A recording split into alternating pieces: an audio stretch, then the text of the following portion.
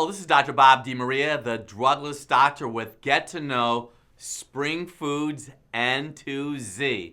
And I know you're thinking right now, spring foods, Dr. Bob, I want to go to the fast food restaurant and get a big order of fries. Well, let me tell you what, that big order of fries is not a part of the N to Z group. I'm going to talk about one of the most significant foods that you ever heard about. Are you ready? Peas. Dr. Bob, peas? Yes, are you ready for this?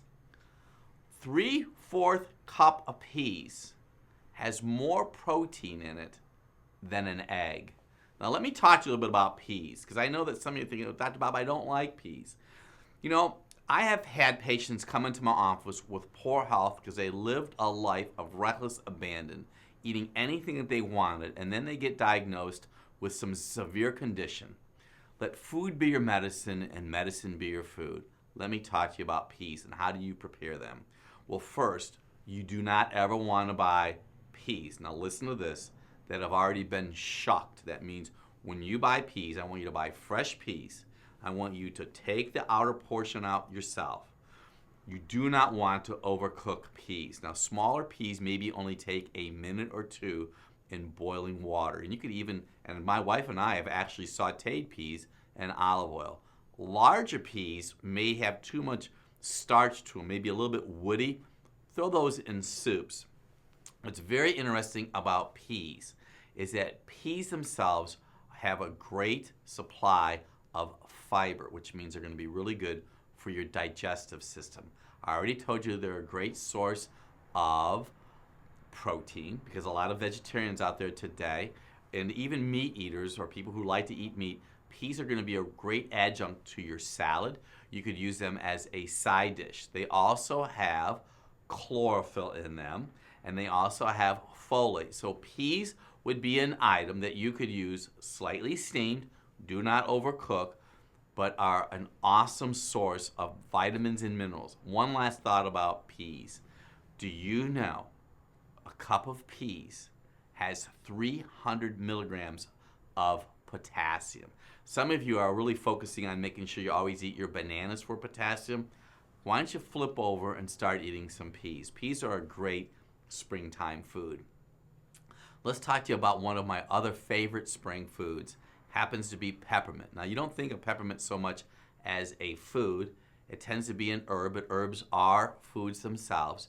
Peppermint is a perennial. That means if you have peppermint in your backyard, it's going to grow year-round. But there are so many wonderful principles about peppermint. The herb peppermint itself has anti-flu properties. You know, we're always concerned about the flu, and the flu is going to be killing all these people throughout the world. I'm going to encourage you to get a pot of peppermint, and you can add it to tea. You could just steep the peppermint itself.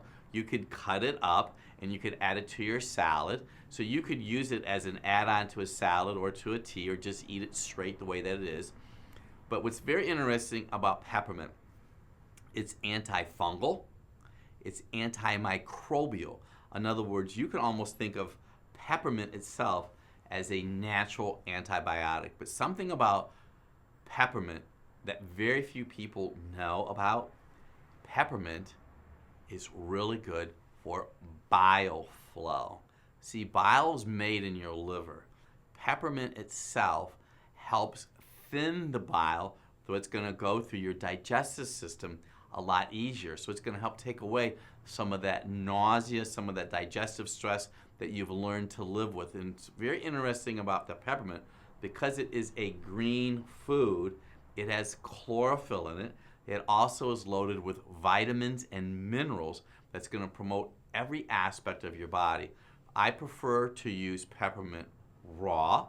I don't think you really want to do too much with it in as an entree. Now, you can use it with lamb. It's really good. Any kind of mint always tastes wonderful with lamb.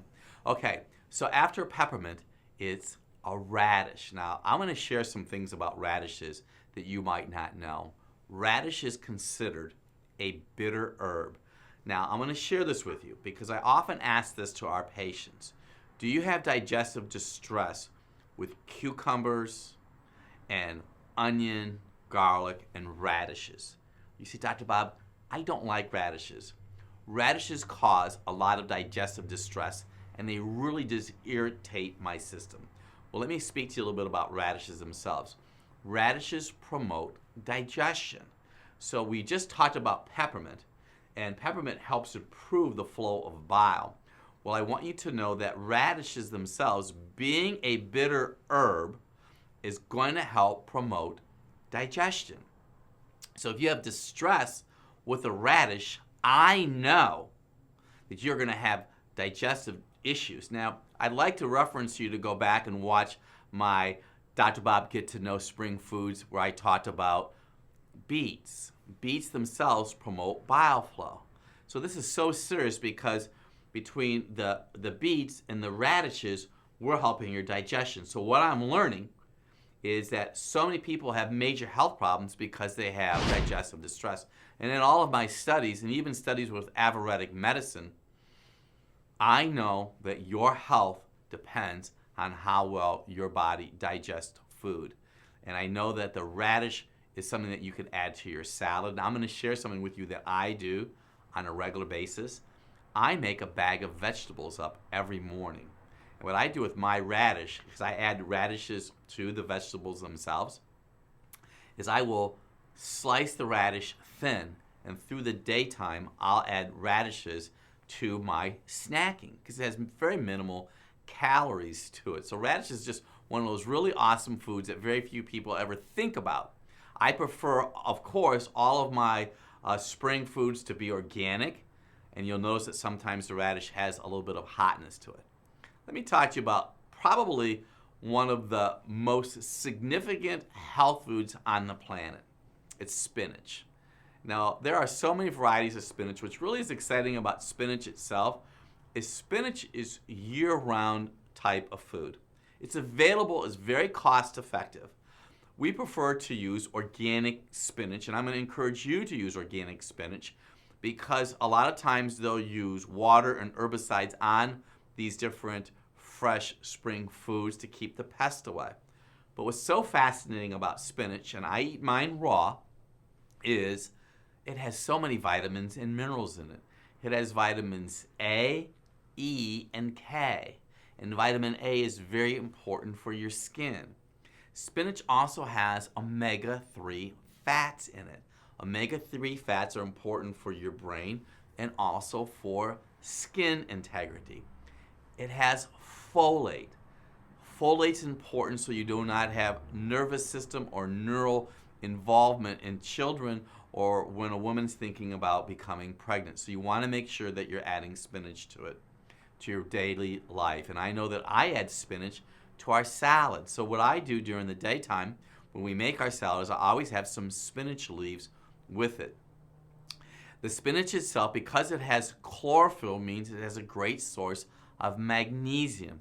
And some of you may suffer with leg cramps and other dysfunction in your body that could be directly related to a lack of magnesium in your body, especially if you crave chocolate. So we encourage our patients to eat green foods on a regular basis. Now, I know that spinach is really awesome when you add it to an egg or an omelet. The reason is it's going to add some texture, it's going to add some green, it's going to add some vitamins, it's going to add some minerals to it. Make sure you don't overcook your spinach and other vegetables because you're going to lose all the enzymes to it. But you can saute it with some olive oil and you can mix it with any of the other spring vegetables that we've discussed so far. It's going to help prevent you from having long-term chronic health problems. Spinach is going to help promote digestion. You know, back in the day, there was a cartoon character called Popeye and how he had instant strength by eating his spinach. It doesn't change. If you want to have health, long-term health, you want to add spring food. This is Dr. Bob DeMaria, the Drugless Doctor, with Get to Know Spring Foods N through Z.